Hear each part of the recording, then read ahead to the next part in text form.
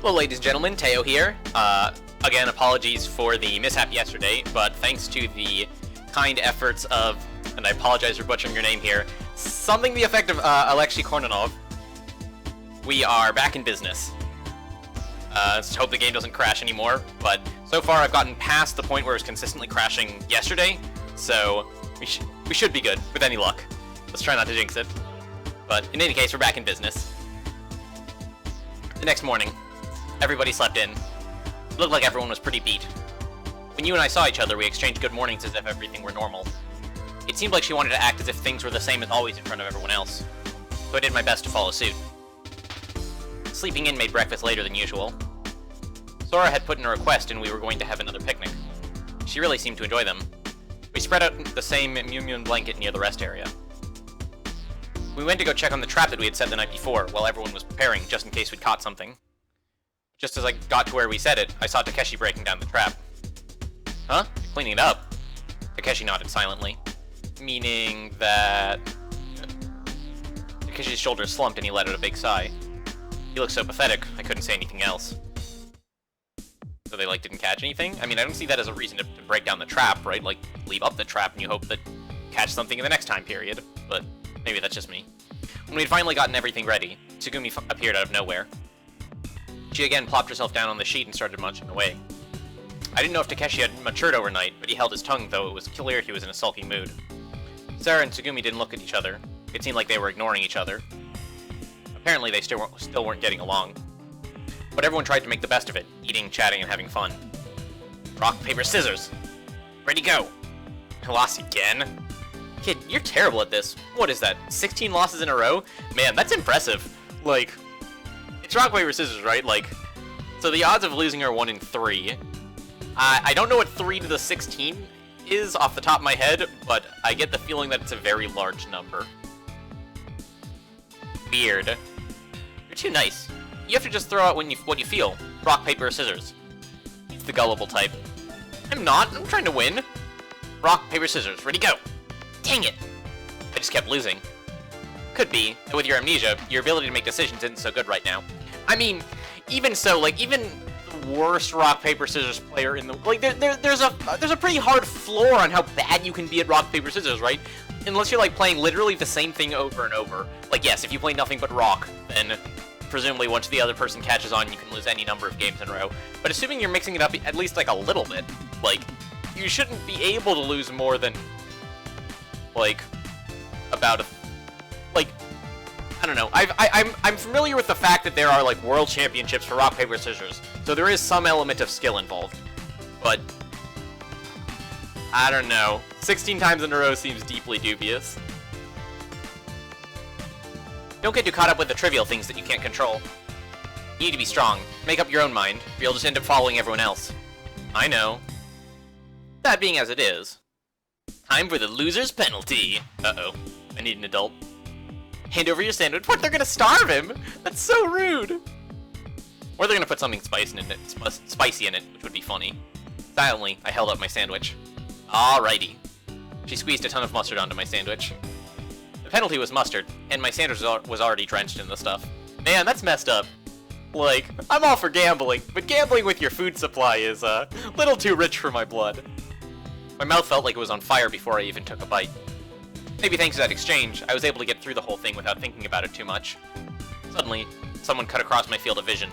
It was Tsugumi. Tsugumi was walking toward Takeshi. She extended her hand. Huh? What's with the hand?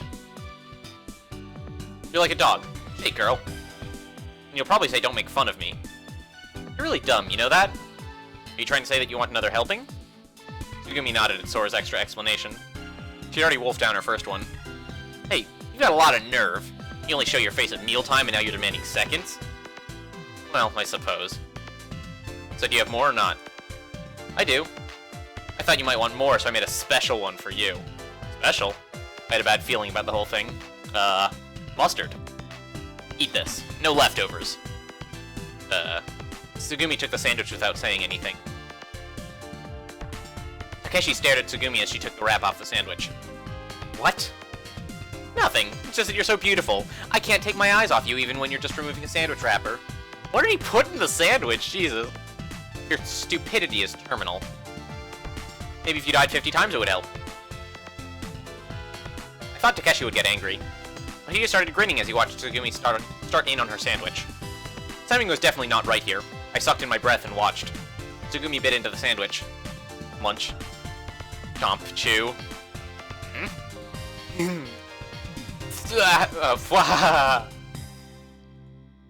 Got quite a flavor, huh? That sandwich. Wait. Please don't tell me that he, like, actually caught a rat in the trap and then put it in the sandwich. That would be messed up. Takeshi laughed so hard he cried. It's packed with mustard, Tabasco, pepper, sage, nutmeg, cinnamon, mint, and a dose of curry powder. That's gross. Like, not like, put a dead rat in the sandwich gross, but like, ugh. For good measure, I added a dose of mayonnaise, ketchup, sugar, salt, soy sauce, vinegar, and vanilla. Oh my god, you are a sick son of a bitch. And what else? Oh, I forgot. Anyway, I threw in every ingredient and spice that I could find. It's my secret 34 ingredient spice. Oh, God. Hey, that's just too cruel. Yeah. It's going too far, Takeshi. Yeah, I'm on board. Shut up. I'm the cook here. Tsugumi, I highly recommend inducing vomiting immediately. Get water quickly. No, we'll need medicine first. She'll be fine. She'll get the runs, but she won't die. That's not something you should do to a girl. That's not something you should do to anyone! I went to grab Takeshi with my left hand. Wait, I'm fine. Tsugumi mumbled this, stopping us. Well, aren't you tough? I'm perfectly fine. But it still tastes terrible, right? Right? Tell the truth. I'm totally fine. It tastes kind of like pizza. What? That doesn't make any sense. Okay, so there's like a couple explanations I can think of here. One is, like, this is being played for humor value. She just, like, has no sense of taste. Two, this is, like, important some mystery in some capacity, although I don't have any idea how that could be the case. Like, is she a robot? And so she, like, literally doesn't have a sense of taste? Or three, which is the explanation that I'm leaning towards as the most plausible, is she's bluffing real hard right now to get him to take a bite.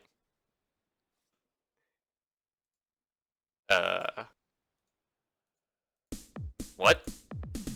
What'd you just say? What's it taste like? Pizza. You serious? Tsugumi nodded. Munch, munch. Hey, let me see that. That can't be. Takeshi went to grab the sandwich, but Tsugumi was too quick for him. Not only that, Takeshi caught his foot and fell to the floor. In that instant, Tsugumi polished off the sandwich. Nope, apparently not. Apparently she's just a crazy person. Thanks for the sandwich.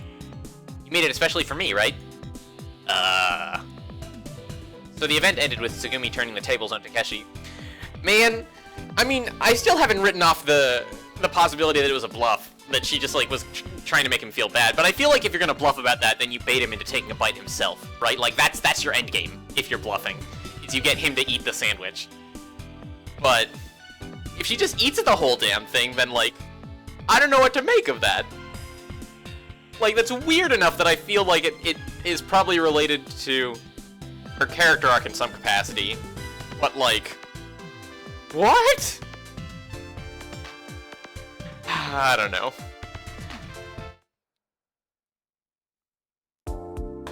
I ended up cleaning the area up afterward. I separated the cans and sandwich wrappers and put them in garbage bags. You and Sarah helped. Takeshi said he was going to start getting ready for lunch and headed to the kiosk. Sora said that she had some maintenance on she had to do some maintenance on Lemma and left for the control room. Tsugumi disappeared to somewhere unknown.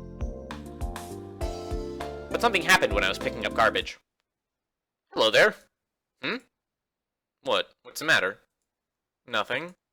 Did somebody just call out? What? Nobody said anything.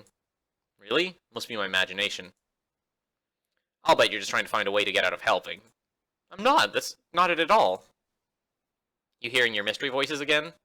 Well, Please, don't do that again. Get a hold of yourself already. I know you're tired, but... We started picking up garbage again. We finally finished with the trash, folded the blanket, and were done cleaning up. I mean, the mechanism here is fairly straightforward, right? Like, we have thingamadoohickeys in our ears that presumably have speakers in them. Or, like, there's the directional speakers that Sora uses. So, logistically, this isn't difficult to pull off, having, like, voices that only the kid can hear. The question then becomes who and why. And I don't think I have quite enough information yet to come up with a good answer there, but maybe I'm just a dumbass. We will see, I guess. We finally finished with the trash, folding the blanket, and we're done cleaning up. Now we'll just sweep the area. Mayo, can you do me a favor and get me a broom and dustpan? I think they're at the kiosk. Roger that. Sarah set out for the kiosk. I was just thinking, this must be a nightmare for people to clean this place. It would be if people had to do it. But Lemmy usually uses a cleaning robot that automatically cleans the whole complex. Wow. Well, with the accident and all, I imagine the robot is a rusted pile of junk metal at the bottom of the ocean right about now. I'll bet. Heave ho! Heave ho! What? I was hearing voices again. Thinking about it, I guess that Limu is just one massive pile of scrap metal. I suppose it's just a matter of how it's destroyed. What? What's the matter? You're not again? Oh, alright. You've done enough. Just go to the infirmary or somewhere and rest. Like, again, we have speakers in our ears. Why are you so skeptical? Like, this isn't even like a supernatural phenomenon or anything. Like, we literally have speakers in our ears. Like, you shouldn't be so... I don't know. I feel like you should be a little bit more, supportive of the idea that, like, this is actually a thing that we can physically hear and we're not going crazy. You've got a serious condition of something. I was sure I'd heard something. This time, I was sure it wasn't my imagination. I'm carving. Can't you see? I'm carving. See, I really can hear something. I'm etching some marks into the stone. Stone statue. I looked around the 4 stone statues at the edge of the open area, and there, atop the pedestal of the stone statue, was a girl. What the hell? What is going on? Again, it still makes sense if only we can see her. Because, like, there's precedent for that technology existing in Sora. But, if nothing else, we do know that Coco exists in sort of the conventional sense as, like, a flesh and blood human being, at least probably. Because in the opening scenes, they didn't have the voice thingamadoohickeys on.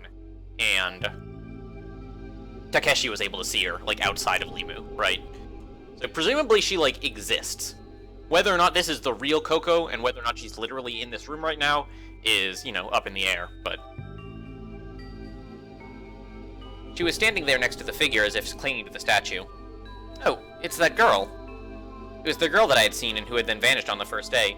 Oh, I guess if Coco is... If this Coco, or if Coco is a hologram... If there's a hologram of Coco, rather, then that would make sense for her disappearing when Takeshi entered the room, at least as far as the logistics go, right? Because if the hologram is only, like, being angled at our eyes, then it makes sense if Takeshi can't see her. Again, still super confused as to the motive and all that, but... I assume the game will tell me at some point. Look, you, right there! Hmm? Look, over on that statue. What about the statue? See, that stone statue? There's a girl there, see? Huh? I don't see anybody. Okay, so yeah, so that Coco is a hologram. Like, almost certainly. Not there, over there. Oh, forget it, I'll go call to her. Kid! I sprinted toward the stone statue. What could the girl be doing up there? Well, it's because I was feeling lonesome. Wait a minute. She was just responding to our thoughts? I'm now more concerned than I was a little bit ago.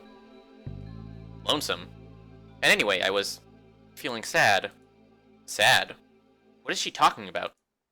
And next... Uh-oh. Just then the girl lost her balance, falling from her awkward place on the pedestal. Look out! I ran toward her. The water caught on my feet and sprayed everywhere as I ran all out to where she was. Will I make it? I closed my eyes, mustered all of my power, and sprinted. Well, no, don't close your eyes. I might miss something. I threw out my free left hand to where the girl would be falling to catch her. Splash. I didn't feel anything. Yeah, because she's a hologram. I thought maybe I hadn't reached her in time. Scared, I opened my eyes. What? There was no one in my arms. Hologram! Or even around me. only the water sloshing about gently around me. Hey, are you alright? It looks like you took a pretty nasty spill. I looked above me. Of course, there was no one on the pedestal supporting the statue. Without saying anything, I got up and went behind the statue. There were scratches into the... What? Ah, now I'm confused. I mean, those could very easily have been there before, but, like... holograms aren't supposed to be able to, like, physically interact with things. So either the scratches were there beforehand, or we have some problems. Also, like, what is that a drawing of? So there's 6 people, which is not enough, right? We're missing 1 person. And then there's 2, like, little people? So who are the little people? Is, like, the rat and the dog or something? It would make sense for one of them to be the dog, but I think we established that there isn't actually a rat, or at least that we haven't found it yet. So I don't have a good explanation for what the other one is. I guess one of them could be Coco, but she's not that small, right? So it doesn't make too much sense for her to draw herself that small. Right, let's do a head count just to make sure I have the numbers right. It's Tsugumi, Sarah, Yu, Sora, Takeshi, Kid, Coco, maybe dog, maybe rat. But there are 7 actual people. Huh. There were deep notches that looked like they had been carved there by something hard and sharp. They were the shape of people. Really simple looking, like stick people. At the end of each stick was a little round face. There were 6 in all. Looking closer, I saw that next to the people figures were 2 carvings of animals that I'd never seen. I looked up at the statue. The statue was pointing diagonal and up, toward the east. Hey, what are you 2 doing? So yeah, now that the game is, like, telling me, like, outright that the 2 small ones are animals, it makes sense for one of them to be the dog, but I don't know what the other one's supposed to be. Hey, what are you 2 doing? That's a good question. I ignored them and gently touched the carvings on the statue. Without thinking, I blurted out, oh, actually, that might not be physical carvings, right? That could also be a hologram. So that I guess, is how the hologram would interact with a physical object, assuming that the scratches weren't just there in the first place. Watch your step, okay? Okay. What? Coco, what are you doing? What is your agenda? That answer could have been my imagination that time. After that, I decided to go to the infirmary and sleep. It wasn't that I was feeling ill. It was simply that I was not getting enough sleep. I wanted some quality rest. I slept so deeply that I didn't even dream. When I woke, it was already around evening. There was a memo by the bed. We'll be in the conference room until dinner.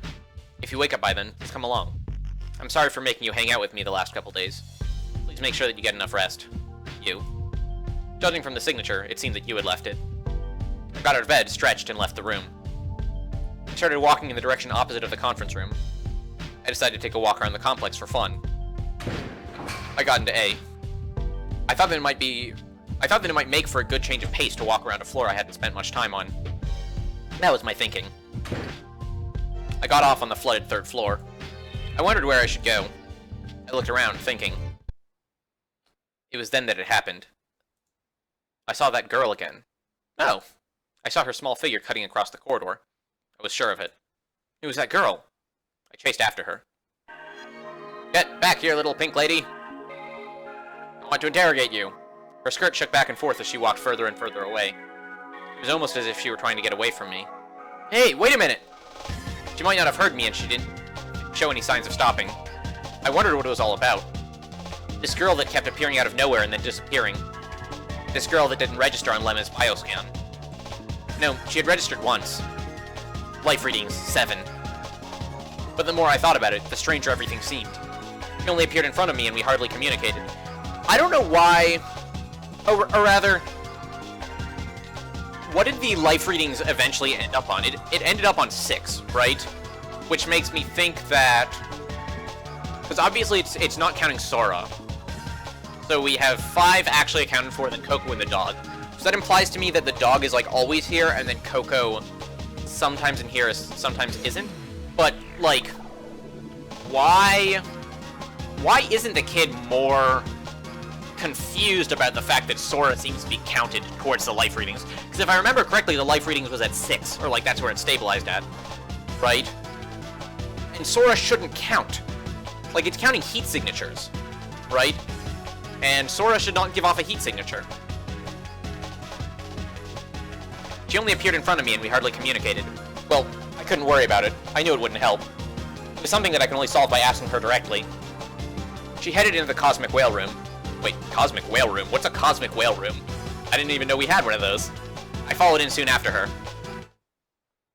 The room was dimly lit. I definitely don't remember this room from earlier. A massive whale floated like a majestic phantasm in the cosmic room. The girl was in the middle of the room. She was facing away from me, sitting and hugging her knees. Finally, got up. I approached her as I caught my breath. I heard singing. It sounded like phrases from a children's song. Moon Sprite shouldering a long bow, waiting inside a dream. I felt like I had heard the lyrics somewhere before. Somewhere, I was sure. In the distant, distant past. I wondered if it was my missing memory that was making me feel that way. Hey, you! Her shoulders jumped with shock and she stopped singing. Slowly, she turned back to look at me. It was the girl after all. Why do you run away from me? Oh well, I guess it doesn't matter. It really did matter to me, but since I'd finally been able to confront the girl, I felt a surge of relief. Yeah, me too. Well, why don't we go where everyone else is? I held up my hand as I said this. Finally, she stood up and spoke. Brother... What? The girl just stared at my face. Well, let's go. I took her hand and tugged it as I began to walk. The inside of my mind was churning. Wait. So this one isn't a hologram? Because if we're tugging on her hand, right, that implies that, like, you know, physical sensation and whatnot. It was because of what she had just said. Inside of me, it felt like another me was screaming. That was how I felt. Although the good news is, if this one isn't a hologram, then we can, like, drag her along with us. Like, physically, and she can't run away. I found another girl! I burst into the conference room as I shouted this. Of course, I was still leading the girl by the hand. Everyone turned to look at me at once. Huh? Another what? Who are you talking? What?! That's cheating! You can't tell us that we're tugging on her arm, and then tell us that no one else can see her. That's messed up! You can't do this to me! This is America! Who are you talking about? Are you talking about that girl? Yeah, I found her in the Cosmic Whale Room and brought her here.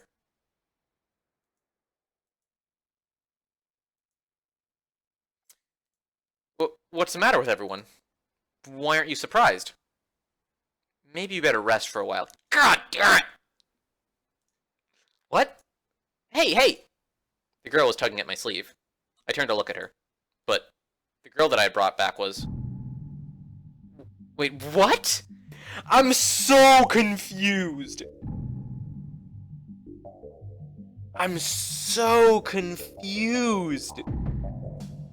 This doesn't make any sense!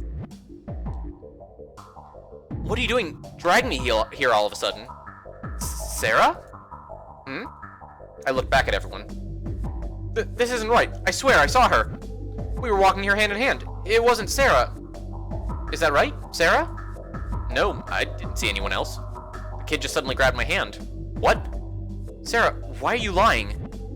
Huh? What are you talking about? You're the one that's lying. What? The girl was in the whale room. She was sitting down hugging her knees.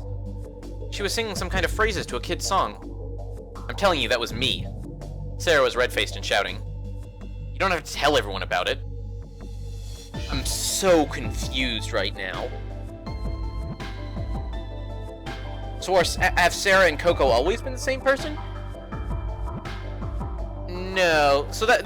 Presumably that was like a hologram overlaid on top of Sarah. But again, I don't know why. And then also...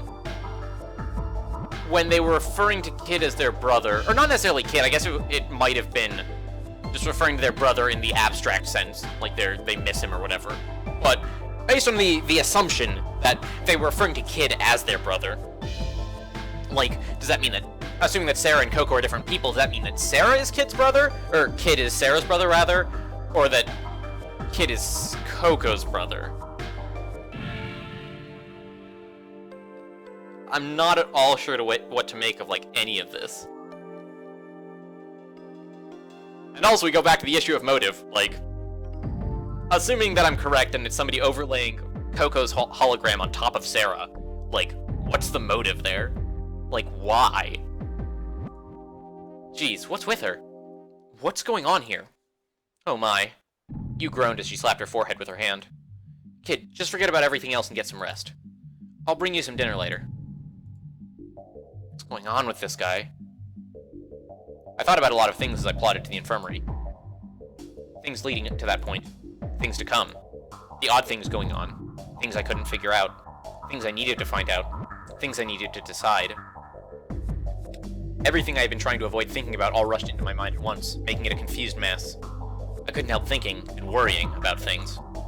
About you. What if the man who had died 34 years before wasn't Yu's father? Then who was her real father? Was the woman that died 15 years before really Yu's mother? If not, then who was? About me. Why did I keep having premonitions of the future? What did it mean? Who was the girl? Why had I mistaken Sarah for her? Why had I even lost my memory in the first place? What had happened to me in my past? What did Tsugumi know about all of this? And why are we all trapped in Limu? Was it just an accident? Or something else?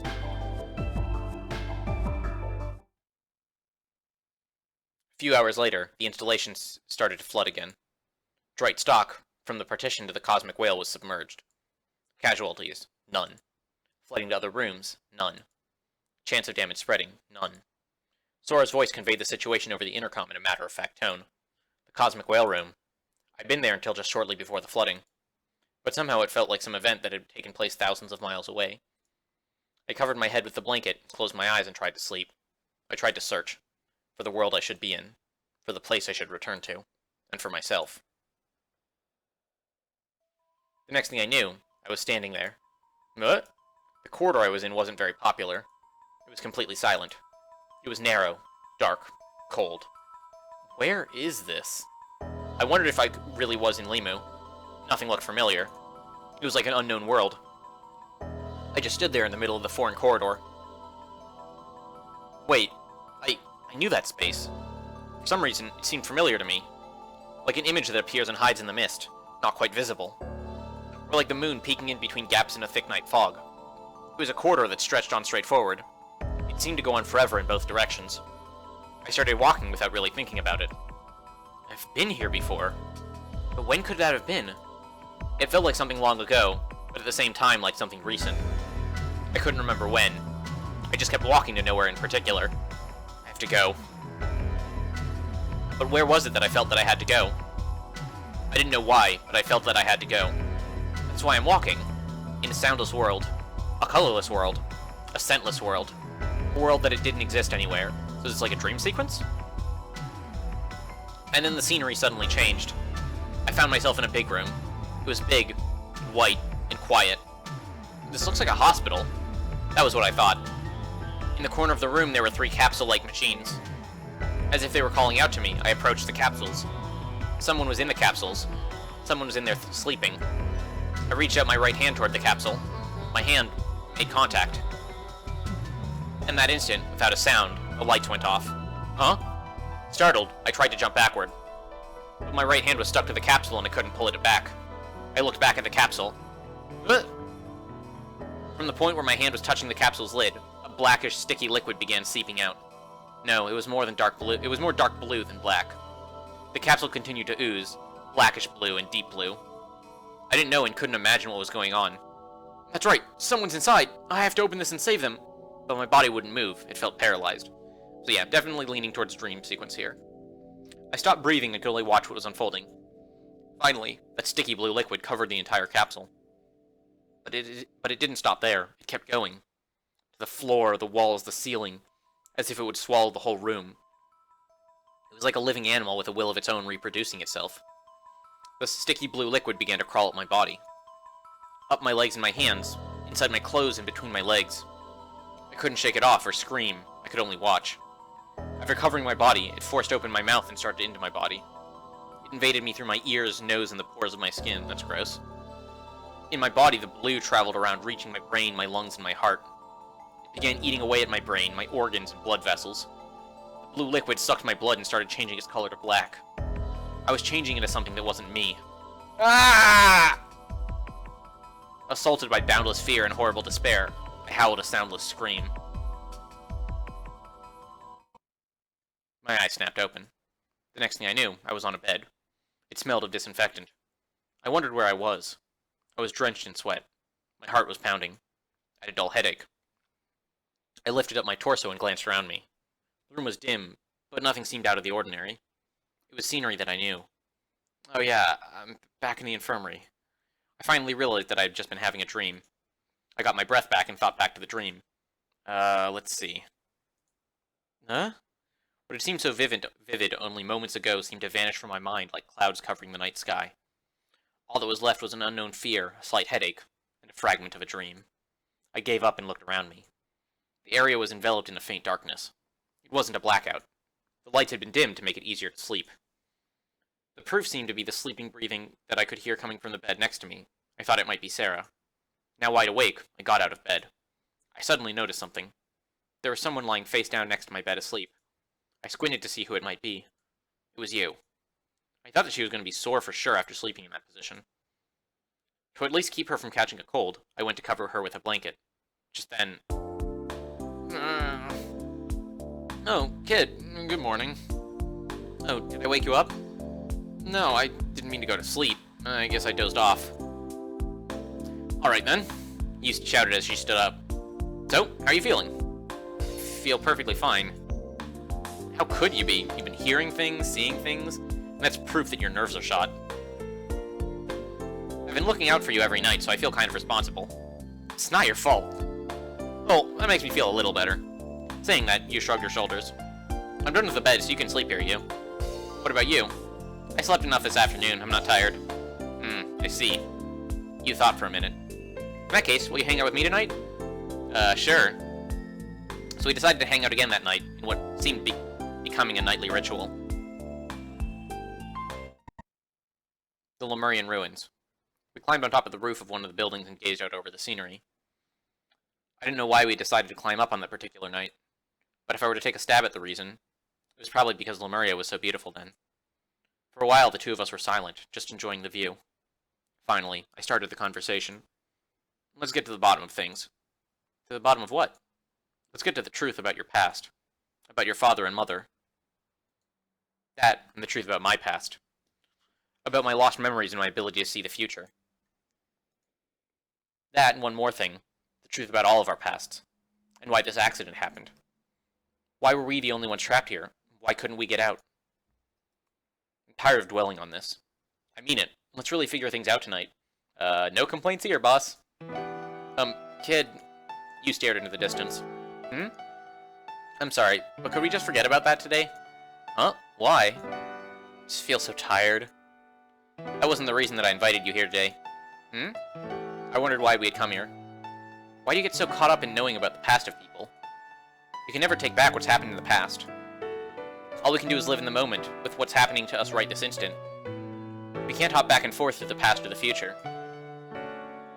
The future will come, but until the moment comes, the future is just like the dark. You can't see anything. You never know what might happen a minute from now. The future's scary, so that's why people look to the past. If you look back, everything is clearly illuminated. But the past is really the same. The further you get away from the present, the darker it is and the less you can see. To me, it seemed to lose your memory, like I had, made everything pitch black. No, rather things became nothing. The only sphere that we can truly know is really tiny. Especially when it comes to time, we're essentially blind. That's why I just want to value this moment. The past and the future, I don't care about them anymore. I was left speechless. There was nothing I could be expected to say. Because she was no longer focused on reflecting on her past. I mean, that might be healthy, I guess. She was different from me. I alone was intent on knowing everything. I believed that I had to know it, or else. But you wasn't like that. The dragon had left the damsel free. There was no longer any need to vanquish it. I didn't know how much time had passed. There was nothing for us to do, so we just gave ourselves to the slowly passing time, even though there was no meaning to it. I didn't feel that there was any reason for being there. Had enough of this. I stood up quickly. So, should we get some sleep? What? What's wrong? I want to spend just a little more time with you. Huh? But there's nothing for us to do, is there? That was what I was about to say, but you said, There's something about being with you that relaxes me. I sat down again where I was. I figured that even if it was nothing to me, it might mean something to her. Hey, you know what I'm thinking right now? I shook my head. About pink elephants. Yes. How am I supposed to know? You travel through time, right? You experienced all this before, right? In that case, you should know what I'm about to do. You don't believe in time travel, right? That's not what I'm saying. So guess. You repeated yourself. Cartwheels? That's my guess. She's about to do cartwheels. What you're gonna do? Yeah, probably. What you're going to do? I keep telling you to guess, right? You don't know? I don't know. What is it you're supposed to do at times like this? What? Use your other eye. My other eye. He wants to kiss you, you dork. Third eye? Yep. When the third eye opens, true wisdom is apparent and all becomes visible. But how? You want me to teach you? Yeah. It was something I had hoped for. I could harness that power, then my past memory. First, do you know where the first eye is? I cocked my head, thinking. It's here. As she spoke, Yu's index finger approached my right eye. I closed it. The tip of Yu's finger touched my eyelid. And the second eye? Right here. Without giving me a second to think, Yu did the same thing to my left eye. Wow, that was smooth. And the third eye? That's right, here. I felt something soft touch my lips. Startled, I opened my eyes. My mind went completely blank. I couldn't think of anything. Man, Yu is smooth! That was impressive. I'm impressed. The third eye. Had I found true wisdom? Had all things become visible to me? It was a lie! I felt more and more confused. The scene in front of me, the soft touch of skin, and the sweet smell that made my brain numb. It was all I could do to absorb these. That so-called third eye gave only the truth, warmth, confusion, and affection then. That night passed as I etched pure, slow, and new memories into my mind.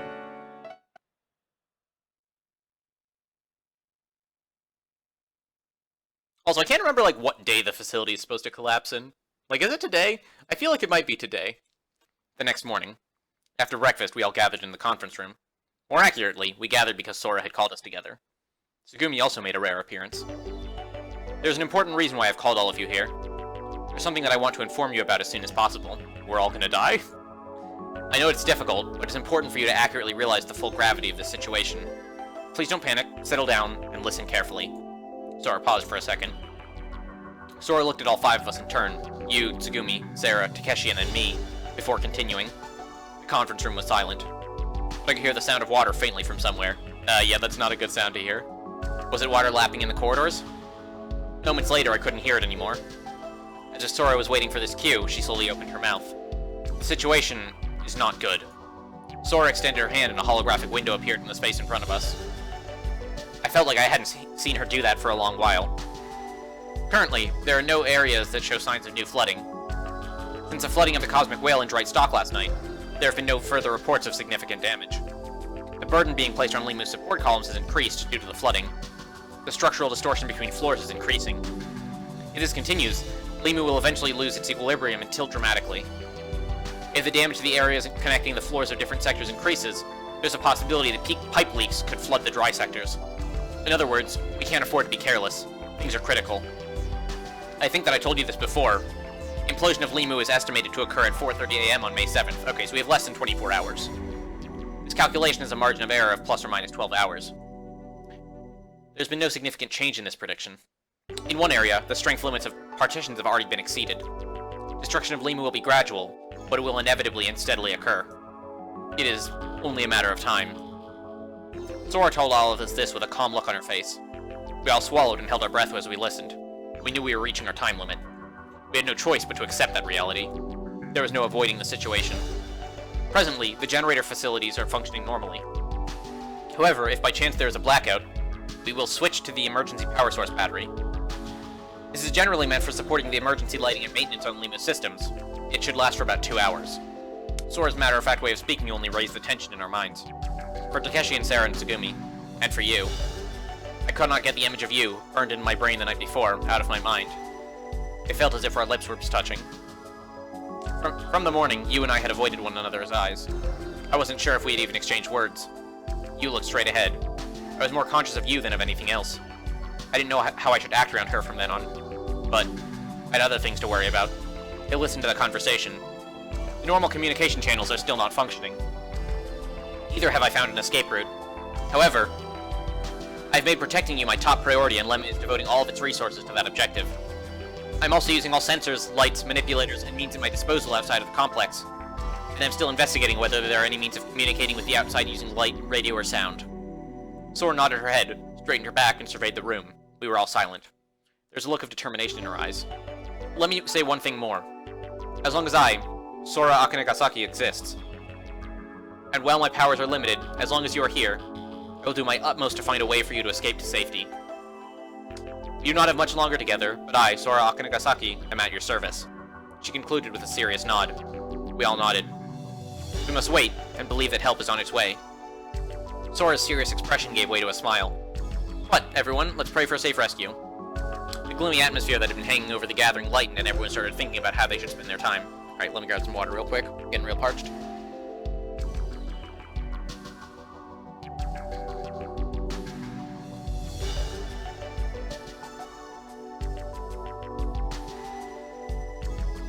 Sora smiled and stilled everyone with courage.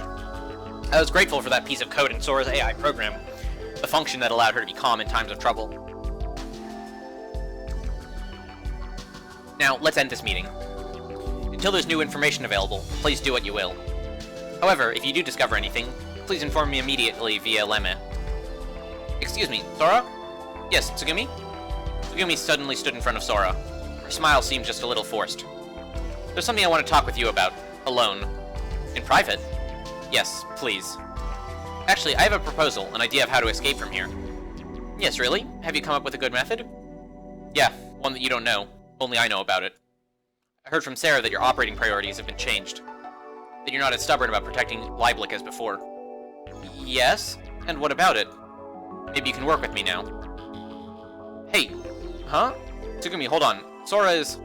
You be quiet. Tsugumi held up her hand as if silencing Takeshi. I want to talk with Sora alone. Surely you don't mind? Of course, and we'll speak in the central control room. Alright, let's go then. With serious looks on their faces, the two of them headed out of the room. Hey, wait you two! What about us? If it's important, then we should talk about it here. Tsugumi glared back at Takeshi. Her eyes were like ice. I told you to be quiet. She turned her back on Takeshi again, and the two of them left the conference room. Interesting. So what would be an escape plan that, like, goes against Lieblich interests? That sort of implies to me that the reason they're trapped down here in the first place is Lieblich's fault in some capacity, because that's the most obvious explanation for why she can have an escape plan that relies on Lieblich not interfering. Right? Because if Lieblich is invested in keeping them down there for whatever reason, then obviously any escape plan is going to get sabotaged. If not by Sora, then by some other Lieblich actor. And she already said that she doesn't trust the rest of the cast, right? She's not sure if any of them are under my current theory, if any of them are working for Lieblich, essentially. The question is, what if it's not Lieblich's fault that we're down here? Because then that narrows the sort of spread considerably when it comes to escape options that are only viable if Lieblich doesn't interfere. Like, we know that there's some sort of proprietary technology or information or something related to the power systems. We know that, like, the people who worked on this project have, like, died under weird circumstances. But we don't know much else, right? Or at least I haven't been able to piece together much else. The room suddenly fell silent. Jeez. What's that all about? Those of us left stared at the hologram in the conference room and settled down to plotting a strategy to save ourselves. The four of us, you, Sarah, Takeshi, and I, gathered around the table. We reviewed the facts as we knew them. There were two ways to get to the surface from Limu. One, use the elevator in the central area. Two, climb up one of the complex's 12 sets of emergency stairs. The central area floor was completely flooded. Even if we could get to the elevator, we couldn't be certain that it would move. We still didn't know the cause of that either. The emergency stairs were also filled with water from the second floor, so they were impassable. Right now, there was only one method that could be used to remove the floodwater. That was to use the high-pressure fan to pump the complex full of high-pressure gases and purge it of seawater. But at that moment, we weren't able to operate the fan from within Limu. And like the elevators, we still had no idea why. If we couldn't start it from the inside, then it could be started from the outside. But all communication channels to the outside had been cut off. And swimming our way to freedom was out of the question. The water pressure and other problems made it that suicidal. And if we couldn't find a way out on our own, then we'd have to rely on rescue efforts from outside. But that was something we couldn't depend upon. We hadn't been able to communicate with the outside for the 5 days since we'd been trapped and there were no signs help was coming. So we knew we had to exclude a miracle rescue from our options. No, from the beginning. We had reconciled ourselves with the fact of their situation long before. We figured that since there had been no contact or rescue, not even the slightest sign, that maybe there was a reason that people couldn't get near Limu. Or maybe someone had intentionally sealed us in. So we came up with 3 steps we should focus on. A. Restoring communications with the outside. This was only relevant if the people on the outside were willing to cooperate. B. Find another way to drain the water from the complex other than the high-pressure fan. But according to Sora, there was no other way to do this. And C. Find an escape route other than the elevator or emergency stairs, like maybe a submarine. But according to Sora's information, there were no longer any left in Limu. She said they had all been used during the evacuation on May 1st. Final conclusion. Current prognosis for escape, hopeless. But there was one thing. Tsugumi had said that there was an escape method that only she knew about. If it did in fact exist, and there was a way that all 6 of us could escape, then that would be our only hope. Right. There's really nothing we can do. We'll just have to wait for a report from Tsugumi and Sora. Yeah, but Tsugumi hasn't even come back yet. She is kind of taking a long time. Maybe there's a reason. Maybe. Hey, should I go see how things are going? Huh? Yeah, you go do that. You're okay alone? Yeah, fine. I'll just go take a peek. With that, I left the conference room. I headed down the corridor to the control room. With the situation the way it was, no matter how much we worried about it, we weren't going to find a solution. That was clear. We would have to take control of the situation. But how could we do that? We couldn't just rely on thinking. We needed to act. The key to the first step down that path was in the hand of Tsugumi and Sora. That was what I believed. I arrived in front of the control room. I pushed the intercom buzzer, but there was no answer. My only choice was to open the door. When I did, I heard Tsugumi shouting, "Don't make me keep repeating the same thing!" Tsugumi and Sora were in the middle of an argument so intense that it seemed they might start going at it hand to hand. That doesn't work though, right? Like, Sora is, depending on your definition, either really good or really bad at hand-to-hand combat. Neither one would give an inch. They just glared at one another. It looked as though they had been fighting for several minutes. The room was filled with tension. The two glanced at me for only an instant before launching back into their argument. Like I've been telling you, that place just does not exist. Sora, please don't make me any angrier. You might be able to trick the others, but lies won't work on me. It's not a lie. You still sticking to that line? It was a bad scene. Something about the whole thing screamed danger. It wouldn't do to let the two go at it like this. I retraced my steps, hurrying to the conference room. Everyone, we got trouble! Without waiting for the door to completely open, I bounded into the room. Huh? That was quick. Sounds like something big is going down. Trouble? What kind of trouble? Come on, we gotta go and stop it. I told him this as I struggled to get my breath back. Stop what? Hey, explain what's going on. What happened? The central control room. Sora and Tsugumi. I found them fighting. I couldn't just watch, so I... It's bad news at a time like this. Let's go. We've got to stop them. Yeah, we better hurry. We burst into the room. The room was full of sharp words and barbed looks. The atmosphere was tense. It left a bad taste in my mouth. Nothing had changed at all. It might be safer to say that things had gotten worse. There aren't any floors underneath Dwight Stock. We can't go down any further. Liar. You're lying. I know. Oh, how I know. I know there's another floor under Limu. I know about the other facilities under here. Way under Limu. I'm right, aren't I? There's only one answer to your question. No such facilities exist. There have to be. And what about that room? What is that Heimel about? What? Heimel? I thought I had heard... No, I had seen it before. The name of a room. Where had I seen it? But my memory was vague and I couldn't connect it with any information in my brain. Yeah, I don't remember that either. But then again, like, Heimel was not a suspicious enough word that I, like, would have paid any particular attention to it, so it's very possible that it popped up earlier in this route, and I'm just not remembering it. Listen, you don't know about it, but today the door is... Hey, Tsugumi! Suddenly, Takeshi got between them. Yeah, because that's going to make things better. Tsugumi, why didn't you tell me about that? We've all heard this much. You can't have anything more to hide, right? Takeshi stared intently at Tsugumi. Takeshi turned back to us. Hey, if you don't mind, I'll take care of this. That's suspicious. Huh? What? Are you telling us to leave? Yeah, with this many people arguing, nothing will get settled. So, just leave this to me, Sora and Tsugumi. Leave us alone for a bit.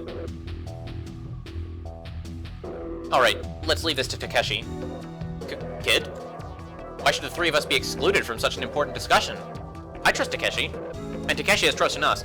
In reality, like, having the discussion happen outside of the kid's point of view is probably less a Takeshi is up to, like, sketchy shit thing, and more of a, like, there are major spoilers in this conversation that they want to leave for Takeshi's roots.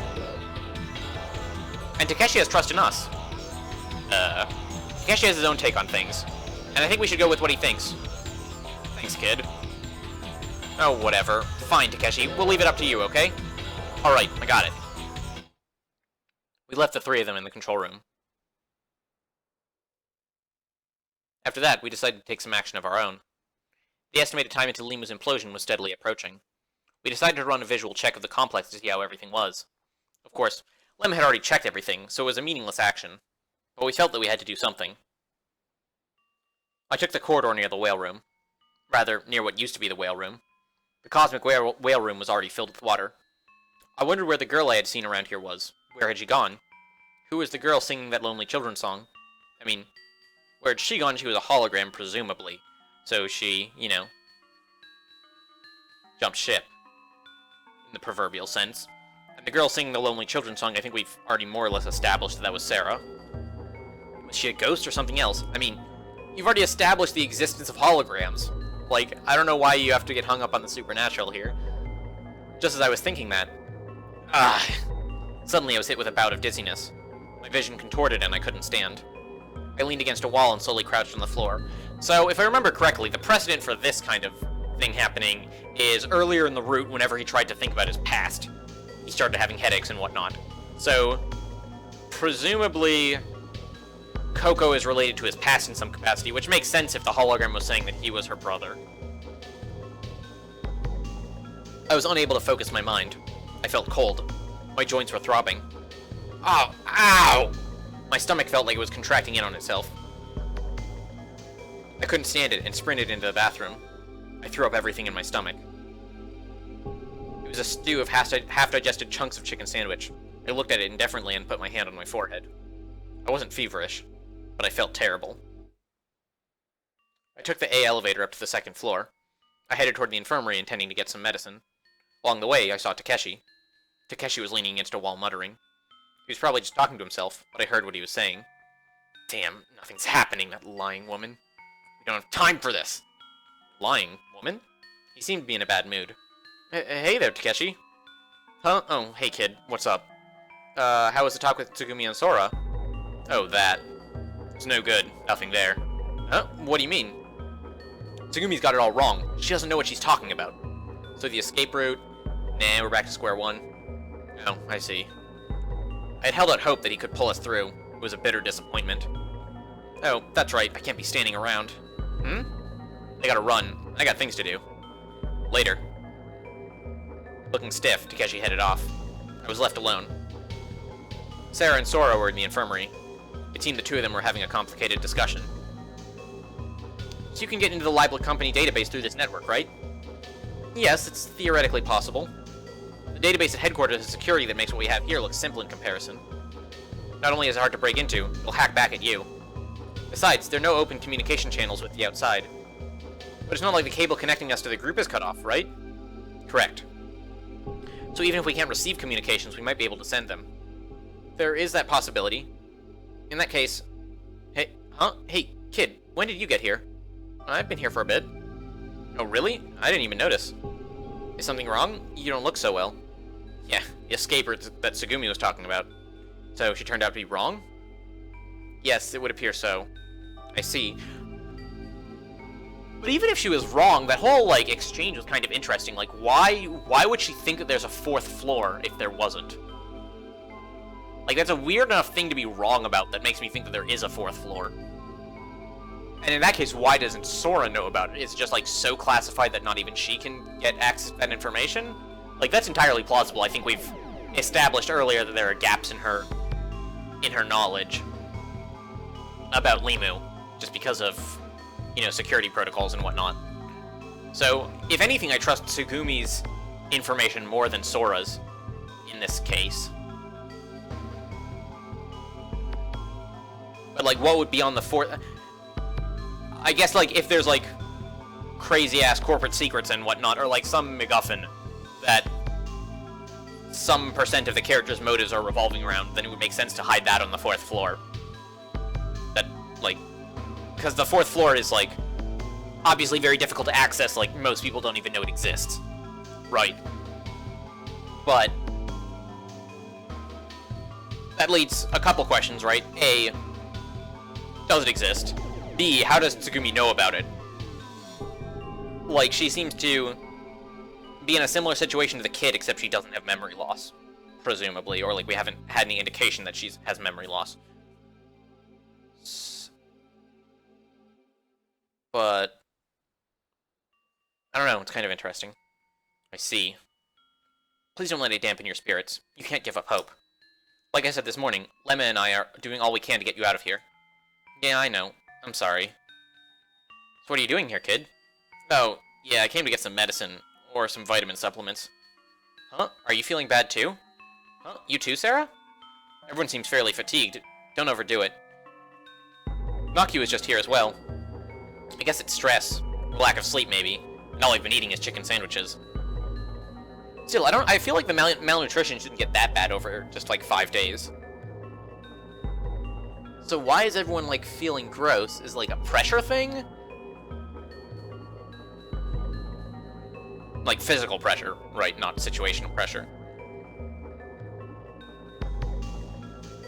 And all the things are bad for my skin. As she complained, Sarah took a jar filled with tablets from the medicine shelf. Here you go.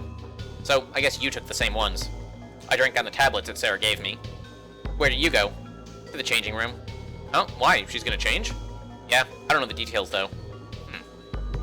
At that point, Tsugumi came into the room. Both Sarah's and Sora's impressions tensed. You too, Tsugumi? It's weird, but everyone seems to be falling ill today. So I thought that you might be feeling bad, too. Not me, I came to check things out. Speaking of weird, I think that guy's lost his mind. That guy? You mean Takeshi? Tsugumi nodded. He's been acting pretty strange. His eyes were all bloodshot and he went into one of the emergency corridors. He was breathing funny and acting strange, too. Huh? He seemed in a bad mood, but was he that out of it? He was kind of like that from the start, but I think maybe he's lost it. Huh? What do you mean he was acting strange? I don't think it could be this, but... Are they gonna say that he has TB or whatever? Or whatever the virus they were talking about earlier was? Let me see. Right now, Takeshi is, Now he's just in the corridor above the changing room. Hey, maybe we should go take a look. I think you're right.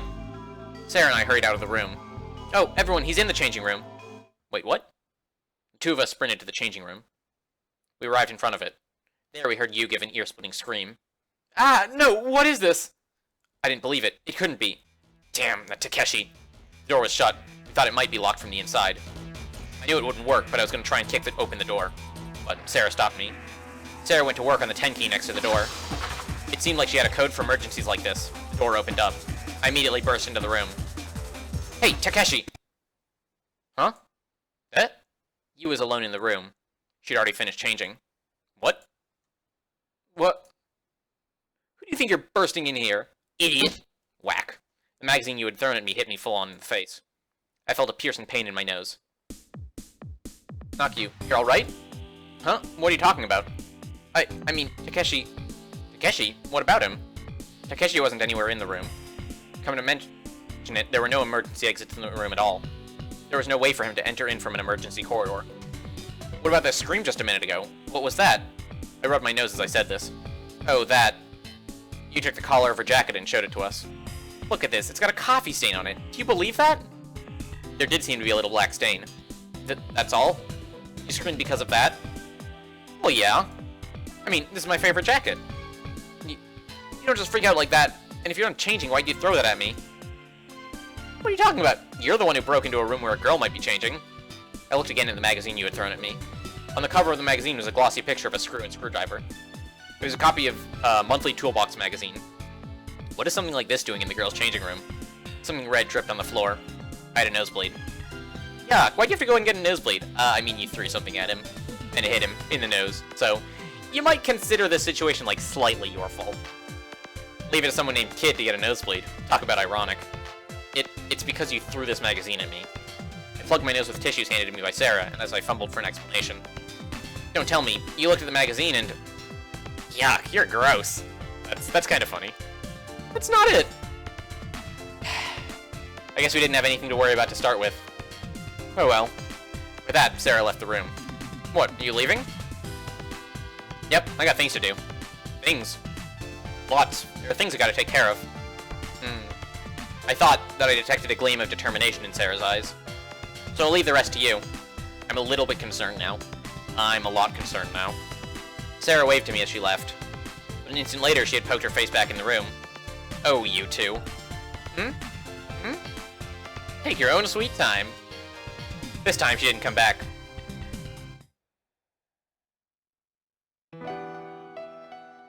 You and I sat on the bench in the changing room, facing opposite directions. Finally, the two of us were alone. It was a situation I'd been trying to avoid. I fidgeted as I thought of the touch of her lips the day before. I wondered why we had stayed there. It was because you didn't try to go anywhere.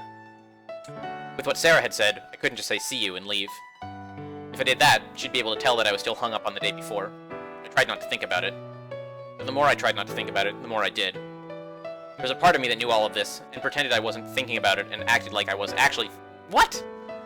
There was a part of me that knew all of this, and pretended I wasn't thinking about it, and acted like I was actually thinking about it. But then doing that actually did make me think about it. That's an exciting sentence. So I tried to pretend not to think about it, as I was pretending to think about it. Then I realized that it was all meaningless. The more I thought about it, the more confused I got. Yeah, you and me both, dude. I sat down next to you and stared at the ceiling. Oh, that's right. The silence is bad. I better break it somehow. I thought I would try to say something and calm myself down. Those clothes really suit you. Huh? No, I mean, why'd you change? Unfortunately, my mind was still in a state of confusion and wouldn't follow orders. Guess maybe you could call it an expression of my resolution. Resolution to not get worried about coffee stains? Huh? The reason that I changed. You asked me, right? Oh, yeah. I decided to dump the Limu uniform for the clothes I normally wear. It's a way of saying goodbye to my Limu self and hello to the normal me. I just want to get out of here and get back to my normal life. That's what I decided. So that's why. Yep. At that rate, I figured the conversation was sure to fizzle out. I needed something to talk about. Is this relevant? I don't think this choice is relevant, but I'm gonna save anyways. Oh, wrong face. There we go.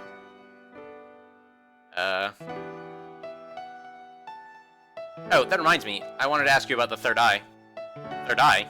Yeah. Last time, I told you, the third eye is here.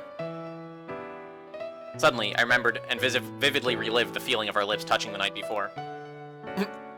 I was sorely regretting that I'd brought up this topic. That reminds me. Yeah? Nope. I didn't really tell you about the meaning of the concept behind the third eye, did I? No. You always say, I'll tell you next time. You're right. Well, this is a good chance for me to tell you the whole story. Really? Well, you can skip the boring stuff. You stood up and turned to face me. Ahem. It is time to start an Akku seminar on the third eye. I clapped for her half-heartedly. First, we'll start with something that's blatantly obvious. People have two eyes, right? One on the right, one on the left. You winked with one eye and then the other. With these two eyes, people are aware of the three-dimensional world around them. If you lost the sight in one of your eyes, I won't say it would be impossible, but it would be difficult to get a sense of the world, its depth and dimensions. Close one eye for a second. I closed my right eye as she said. When you look at the world that way, the information you get is only enough to basically form a flat image of the world.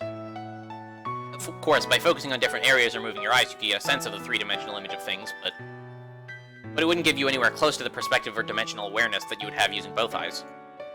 You understand what I'm talking about?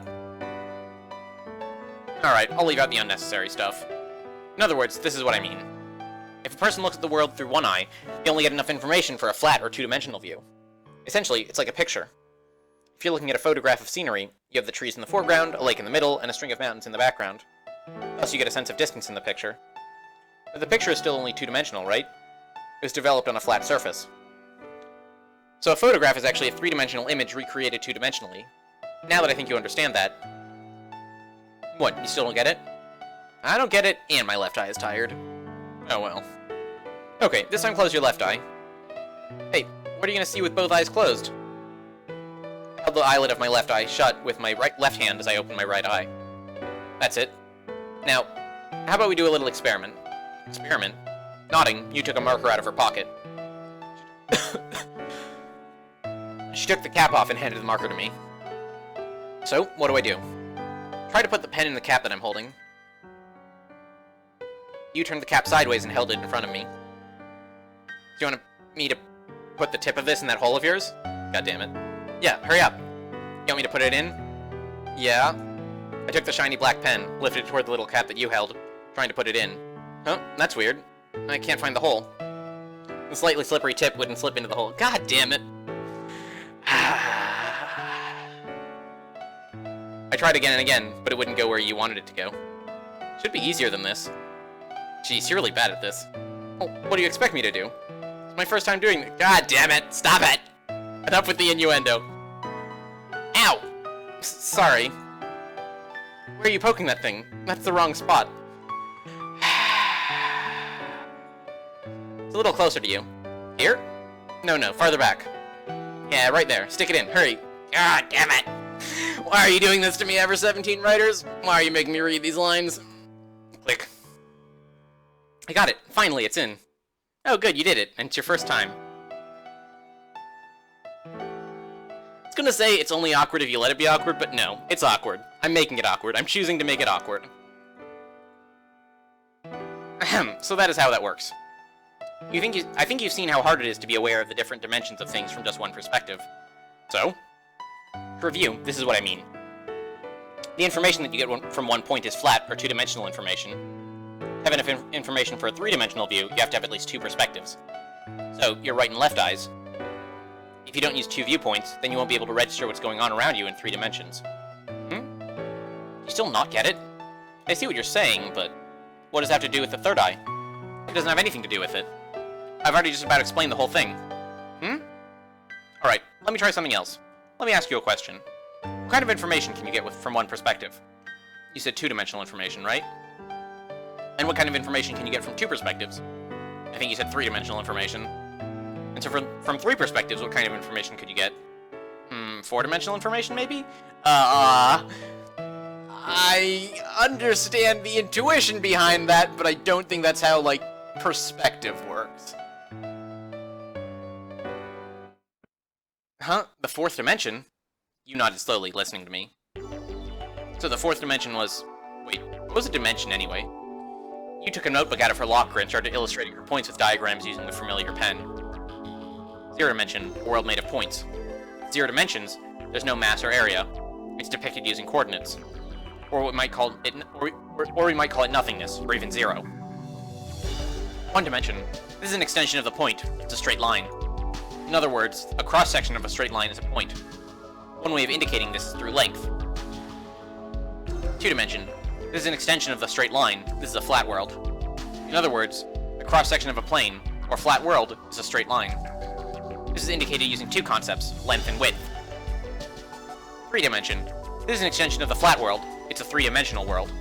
In other words, a cross-section of the solid world is a plane or flat surface. This is depicted using 3 concepts, length, width, and height. Alright, let me get some more water real quick.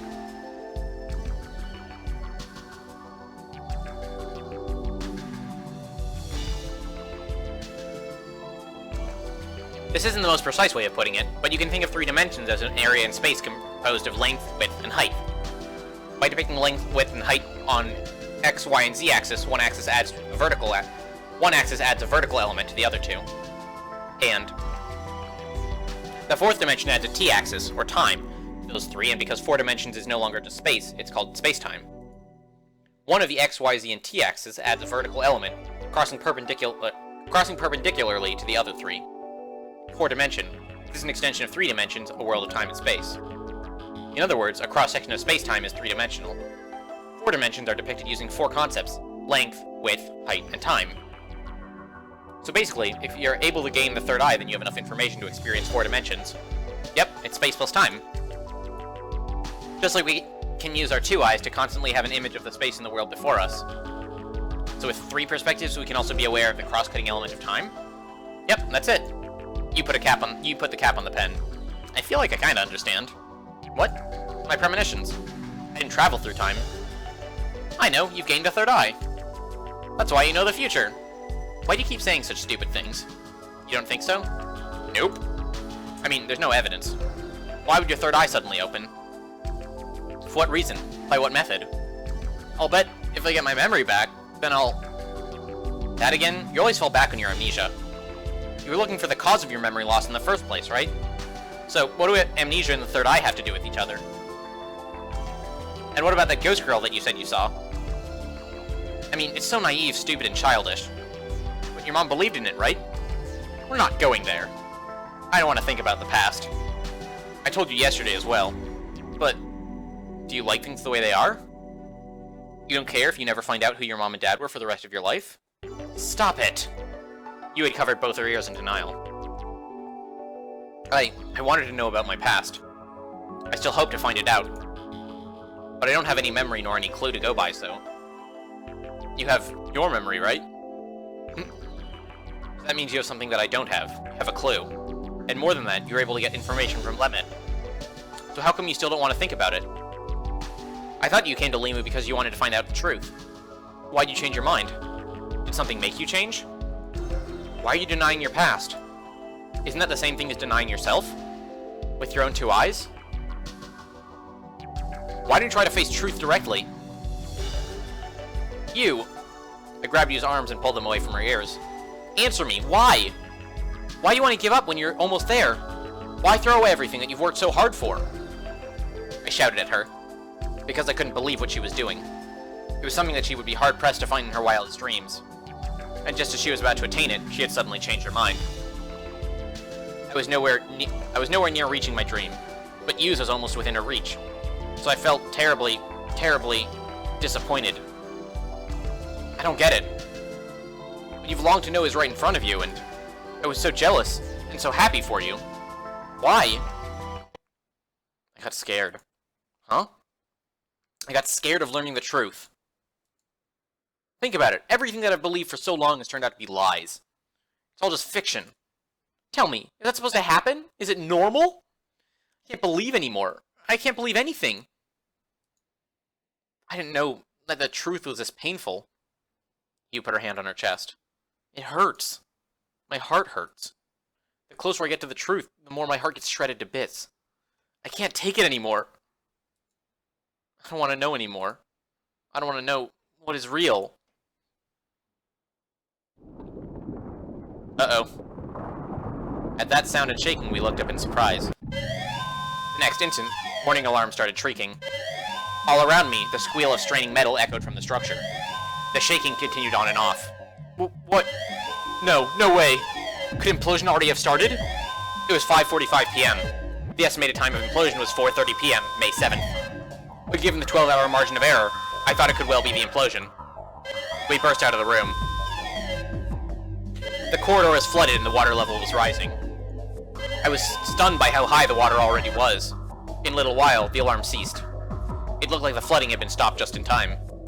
Looks like it's under control. Yeah. I wonder if everybody is alright. Let's go check. Sora, can you hear me? But there was no response. It's no good. I bet the sensors are out of whack. Should we go find Sora first? She's probably in the control room. Yeah. Put our argument aside for the moment and concentrated on handling the situation at hand. You and I headed down to the 3rd floor. We have to find a way out of here, fast. You sprinted down the stairs. Even though we were in the middle of a crisis, I couldn't get my mind off of what we were talking about. The mystery surrounding Yu's parents, and my inexplicable premonitions. I just had this feeling that these two things were somehow connected to the 3rd eye. Why? Why can't I shake this feeling? We reached and stood on the 3rd floor. Hey, you. What? What's wrong? I was just thinking. I was thinking about the thing about your parents, and the stuff that has been happening to me might have something in common. I got the feeling that the 3rd eye ties them together somehow. What are you talking about? Do you know what kind of situation we're in right now? It's about whether we live or die. That's not important now. It is. But you said your mom said the 3rd eye... Don't you talk to me about my mom. That person is not my... You stopped in mid-sentence. Suddenly, she lifted her head and started running. I hurriedly went after her. Sora wasn't inside. I looked at the life reading numbers. Not being human, Sora shouldn't register on the bioscan, so the number 5 matched with the number of us that we knew to be stuck in Limu. In other words, everyone was alive. You sat in the chair, typed on the keyboard, calling up the login page for the database. Incidentally, Sora had removed the login restriction that had kept us from accessing it before. I figured it out. I know how to do it. What? How to get authorization clearance. So you figured out the password mystery? You shook her head. That's not what I mean. What then? The empty false sky, a single cuckoo calls out, brings a chill to me. That should be the password. But you couldn't get through with that before, right? You input the password. Access denied. Invalid name or password. See? No, that's not what I mean. It wasn't the password that was wrong. It was the name. You moved the cursor to the name column. It read Yuki Tanaka. The person wasn't my real mother. So her name wasn't Yuki Tanaka. So she wasn't registered under that name at all. So if I can figure out what her real name is. Her name... You never saw a driver's license or any document with your mom's name on it? Nope, not even once. I see. Until now, I never dreamed that the person was lying about being my mother.